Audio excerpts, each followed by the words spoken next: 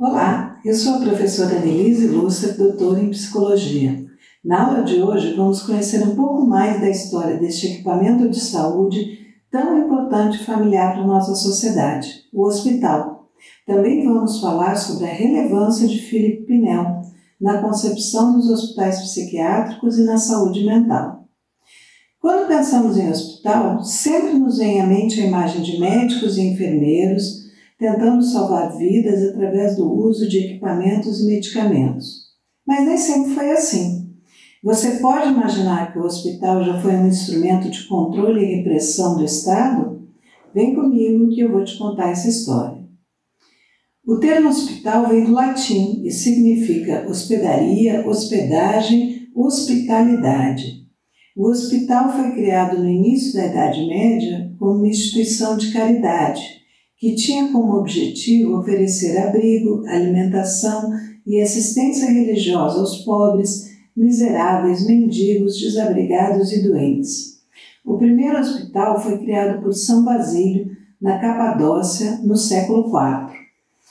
Como não existiam abrigos, todos os males, inclusive fome e frio, eram tratados no hospital. Essas ideias derivam dos ensinamentos do apóstolo Paulo, que pregava a fé, a esperança e a caridade. Isso explica a estreita relação entre os hospitais e a Igreja, que, durante séculos, gerenciou a maior parte dessas organizações pelo mundo. Aliás, até bem pouco tempo atrás, a grande maioria dos hospitais eram geridos por ordens religiosas, sobretudo as católicas. Pare e pense um pouco. Não é à toa que a maioria dos hospitais tem nome de santo. Nessa época também, a loucura não era tratada com internação. Então, ela ocupava vários espaços, como ruas, asilos, guetos, igrejas, prisões. Também não significava necessariamente doença. Os loucos podiam ser considerados visionários, transeuntes, pessoas intensas, ou ainda serem simplesmente ignorados pela sociedade, permanecendo anônimos. Foi no século XVIII que surgiu um novo modelo de hospital, onde este passa a exercer a função de ordenador social, para onde era mandado tudo que a sociedade queria excluir, e entre esses os loucos. Em 1656, o rei da França criou o Hospital Geral, que redefine o lugar do louco na sociedade ocidental. A partir desse momento, nasce o conceito do louco como indesejável, que deve ser retirado da sociedade e enclausurado. Essa instituição passa a cumprir a prática de isolamento e segregação de significativos segmentos sociais, visto que não havia um interesse em diagnosticar ou conhecer a loucura, apenas em excluí-la do convívio. É assim que segue até a Revolução Francesa, quando entram em cena os valores de igualdade, liberdade e fraternidade.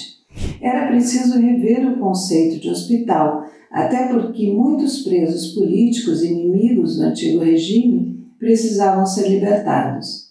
Depois disso, médicos foram atuar nessas instituições para humanizá-las e adaptá-las ao espírito moderno, originando profundas mudanças na sua estrutura.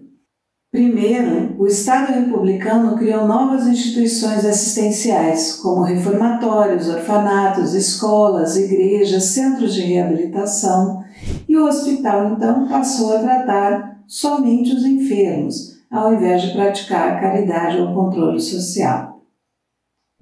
Foi nesse momento que o hospital se tornou uma instituição médica, ao mesmo tempo em que a medicina se tornou eminentemente uma prática hospitalar.